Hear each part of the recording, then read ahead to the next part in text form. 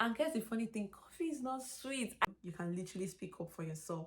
Do you understand? I call it a pet virus here in Canada. I think that was one of the things that literally chopped my money. So when somebody trying to be racist to you, that was a huge cultural shock for me. I'm like, whoa. On private jets, taking trips. Come back at 6, wake me and your child. And then won't lay today, make me wonder who you. Hey guys, welcome back again to another video. So today's video I'm going to be filming on my bed because I don't know, I'm not just feeling today, but this video has to be short regardless of if it wants to or not. So I'm going to be talking about like my cultural shocks in Canada. I think right now for me it's not going to be a shocker, or I'm not shocked, or it's not like a cultural shock. I feel like I've pretty much adapted to it, that I don't see it as anything surprising or anything that should roll my eyes at. Do you understand?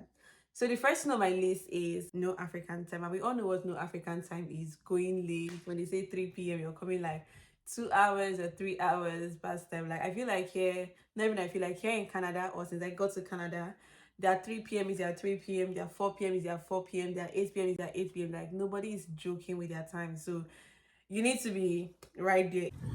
You got to get on your Zoom. Every morning you got to get on your Zoom at 10. If possible, probably going there 10 minutes before the scheduled time. Do you understand? So there is no African time. Then the second one on my list is booking an appointment for literally everything. You want to go make your hair, you need to book an appointment, your lashes, your nails, even to see someone. Like I feel like for everything, as long as you're going to like have a conversation with someone, you're going to see someone, or you're going for one service or the other, you need to book an appointment. Even to fix cars, like to fix your car, you need to book an appointment. Like who does that? So literally everything is just appointments in this country. I used to roll my eyes at it before, but like right now I kind of see, I think it's actually very good. Like it's actually a good, you know, policy to put in your business. You know what to expect each day. Like just basically getting yourself ready and prepared, right? The third thing on my list is the bus is timed and you can track it on your phone. So I didn't know before, prior to coming to Canada. So let me just say, obviously, like right now I'm so used to the bus system and everything, but yeah, like the bus is timed. Like you need to kind of like schedule your travel time, or you need to like whenever you're going out, you need to like check what time the bus is coming. The bus is literally timed. Like you can track your bus via your phone here in Canada. Obviously, if you're new to this channel, I'm Nigerian, so when I'm saying cultural shock, just bear in mind that I'm basically comparing what life in Nigeria used to be versus Canada, life in Canada. The first thing on my list again is Canada has 6 different time zones. I never knew. In fact, I think I found out about this thing after my first year. Was it after my first year?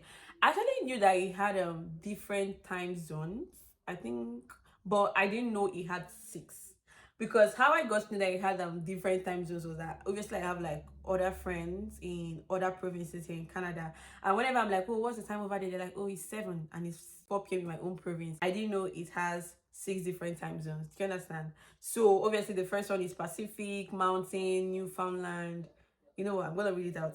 Pacific, Mountain, Central, Eastern, Atlantic, and Newfoundland. Next one on my list is people drink lots of coffee here in this part of the world. Like so, like coffee and tea like every morning, especially during winter, which is understanding because like winter can be so bloody that you need like a warm drink inside of your system, like because it can be so brutal. But like I just realized that people drink coffee every day, people drink tea.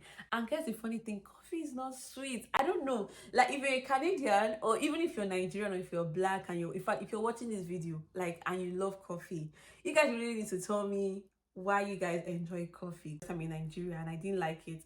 So coming down to Canada and I'm seeing everybody drinking coffee, I'm like, you know what, let me just join them. Because like, I mean, like, it wouldn't hurt me trying out coffee. Like, I was like, let me try this coffee. Like, let me actually try this coffee. And then the first day I drank it and I'm like, I think I bought the coffee and I wasted it. My first clinical in nursing school, most of my classmates are just drinking coffee. I'm like, this coffee people are drinking like this. Let me just have a taste. And I'm like, never again, no. But like, yeah, that's literally the P here. Like in this part of the world, coffee and tea, coffee and tea. Like when somebody comes to see you in the morning, go like, oh, do you want some coffee, or let's go on a coffee date, stuff like that. I'm like, coffee is not sweet. I have a sweet tooth, so coffee is not just for me. Then another one I also noticed when I first got into Canada was like mental health is taken seriously. Like, it's a whole deal. Like, it is taken seriously. Like, he was complaining about, oh, my mental health is this, my mental health is that, and then people are really, I'm like, okay.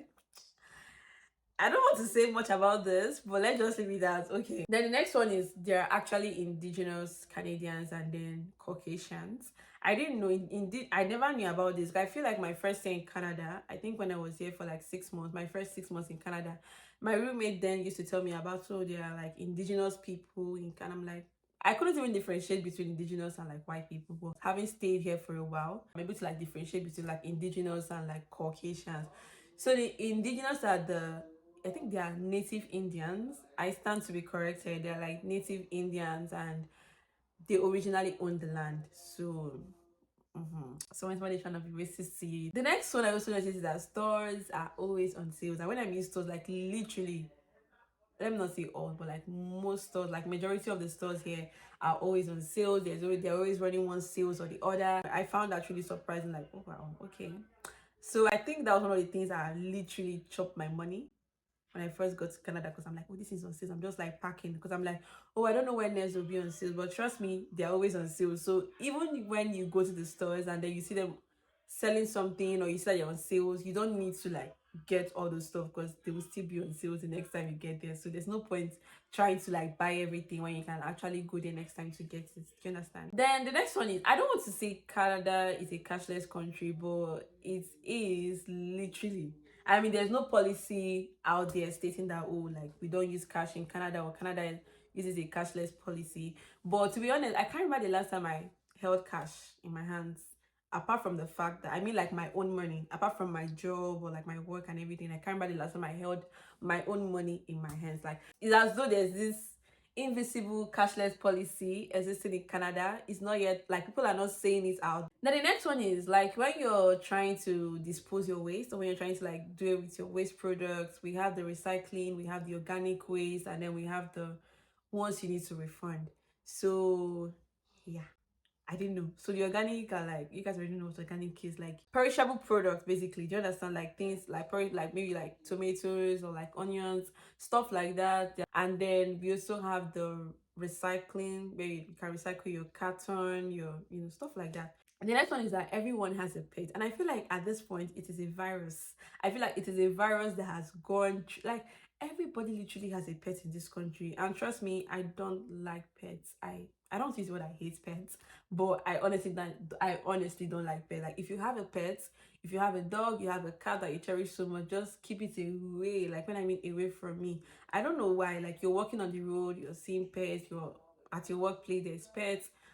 Let me not say school because but like literally like everywhere you go to, like you always see one pet or the other. I don't know why. Like there's just this virus, pet virus. I don't know what's called. Should I call it a pet virus here in Canada? So there's literally pets everywhere in this country, and people love their pets. Like people can literally cry. People look after their pets. Like they're like emotionally invested in their pets. Like that is how bad, or that is how, no, not how bad, that is how good it is to them. Then another thing I also realized was respect is not based on titles. When I mean titles, I mean like, oh, maybe like you're a doctor or you're a manager or you're an instructor, or you're my instructor, or you're older than me, or people generally just like respect each other, whether you're young or you're older. You're just being respected. So like an elderly person can see you and then just greet you first. It doesn't have to be the other way around. Like it is, and I kind of, I like, as much as I still love my own culture, it gave me this sense of respect is not just based on the title placed on your name, either auntie or uncle. Because I could be calling you auntie, I could be calling you uncle, but still disrespecting you. Do you understand? So as long as, and I also love the fact that there's this like mutual respect, like amongst people, whether you're younger, whether you're older. Like even the fact that you're older doesn't give you the right to disrespect me. Do you understand? Like you respect my views, you respect my perspective. Like when somebody is riding over you, you can literally speak up for yourself. Do you understand? It's not that you're probably saying this person is older than me, so I can't talk. One again, I also realized, like I said, this is not a shock to me anymore because I've been here for quite a while. I've been here for almost 3 years. So yeah, this is no longer a shock to me. So the car is not a luxury, it is a necessity, because The bus system here can drive you nuts, especially when you know you have work or even school or something very important that you need to attend to on time. You need to be working with the bus time basically. And then with the cab as well, like the cab sometimes can mess you up, like they can mess you up big time. Sometimes there's like these long wait hours. It can be very frustrating. So if you have enough money, or if you have the money to get a car for yourself, get it. One very important thing is to know that car is going to save you time. Time in this country is money. Okay. The next one is you can't negotiate prices in this country, which is actually crazy. I'm like, this is expensive. I want to bargain prices. Like I want to negotiate, like literally negotiate with you. Like I want the true Nigerian in me to like, pop out and tell you that I've been selling this thing for this price now. You get me? But obviously like you can't, because I don't know. The prices are just fixed. But when I'm shopping, or when I'm buying something, or when I'm getting a service from somebody, of a private individual, like someone that owns the business, I try my best to negotiate. One thing for sure is that generally in Canada, nobody negotiates prices. Like they tell you it's $50, it's $50. Then another shocking one, or the one that shocked me back then, was Unmarried Couple Zoom moving to live together. I mean, no judgment obviously, but coming from a country where things like this are frowned at, like why? And then coming to a country where it's like a very normal thing, like, oh, I'm leaving my boyfriend, oh, I'm leaving my girlfriend, oh, my girlfriend is my boyfriend, and I'm like, okay. I'm like, yeah, you're doing well. That was a huge cultural shock for me. I'm like, whoa, like, tell me another thing. But we all know that Canada has 4 seasons in the year. 4 seasons in the year. We have the winter, the spring, fall, and summer.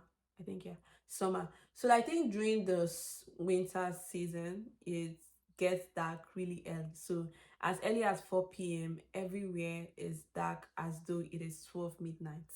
But then during summer is literally like this is currently 8:42 p.m. and it is so bright outside as though it's afternoon, like this is 2 p.m.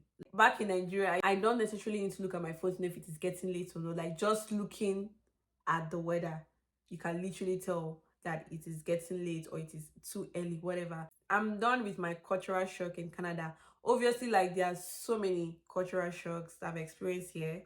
If I start listing out everything I've experienced in Canada, I'm pretty sure this video will be in like 100 parts. Honestly, like there's so much, but I just feel like I should just put just this little out there.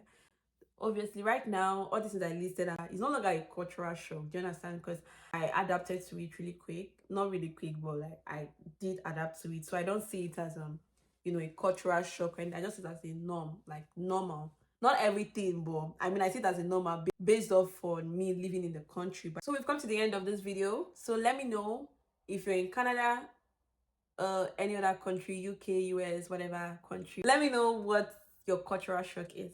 Okay, put it down in the comment section. Let me know what your cultural shock was, or what it still is, and I will see you guys. And don't forget to share, don't forget to like, don't forget to subscribe if you haven't subscribed, and I'll see you in my next video. Bye.